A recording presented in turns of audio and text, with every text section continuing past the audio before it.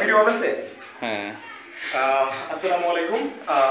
আমরা night time থেকে বলছিলাম। আসলে আমরা এখানে মূলত মিরপুর 1 নম্বরে মাজারে, মিরপুর 1 নম্বর মাজারে আমরা মূলত আসছিলাম এখানে আমাদের কিছু প্রয়োজনীয় জিনিসপত্র আসলে রাখার জন্য।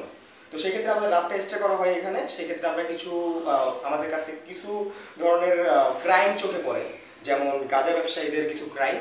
তো ওরকমই আমরা একটা উদ্যোগে, একটা অভিযানে আমরা একটা গাঁজা ব্যবসায়ী এবং ডিলার, বিগ ডিলার, আপনারা দেখতেছেন যে এখানে প্রচুর পরিমাণে গাঁজা আছে, প্রায় আধা কেজি টাইপের গাঁজা আছে। তো এইগুলো যে এগুলো ছোট ছোট কি বলে, পোটলা না কি বলে, এগুলো আছে। এগুলো কত করে বিক্রি করেন আপনারা? 40 টাকা করে বিক্রি করেন। এখানে কত টাকা সম পরিমাণে গাঁজা আছে? 2500 হবে। 2500 টাকার মতো হবে। আচ্ছা ঠিক আছে, কত টাকা বিক্রি করবেন এই জায়গা? এটা কত সর্বমূল্য আর 2000-3000 টাকার নামবে, তার বেশি না। 2000-3000 টাকার মতো গাঁজা আছে। আচ্ছা, আপনি এই গাঁজা কে দিয়েছে? এই গাঁজা যে দিছে তার নাম রাজু।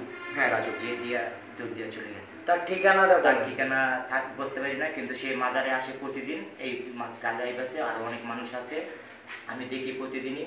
ঠিক আছে, সবাই কম বেশি গাঁজা বেচে এখানে। আচ্ছা ঠিক আছে, এই গাঁজাটা কি আমরা আপনার কাছে উদ্ধার করেছি? জি, তার মাধ্যমে আমরা এটা বুঝি না, আমরা এই গাঁজাটা কার কে পেয়েছি? এখানে আমার হাতে পাওয়া। এখানে আমরা কি লাগাইছি কোনো কিছু নাকি সব আপনার কাছে? সবই আপনার? সবই আপনার কাছে? এখানে এক্সট্রা কিছু আমরা দিয়েছি? না না না, আপনারই তো সব কিছু। না, আপনাকে আমি মিথ্যে কথা বলবো কেন? আপনারা কিছুই জানেন না। এখানে যার গাঁজা তারাতেই সবকিছু পাইছেন। এখন আপনি কি আপনার দোষটা স্বীকার করে নিচ্ছেন, তাই তো? আমার দোষ তো, আমি তো অপরাধী। আচ্ছা, এখন আপনি তো বুঝতে পারেন আপনার অপরাধী। জি ঠিক আছে, ওকে। বন্ধ।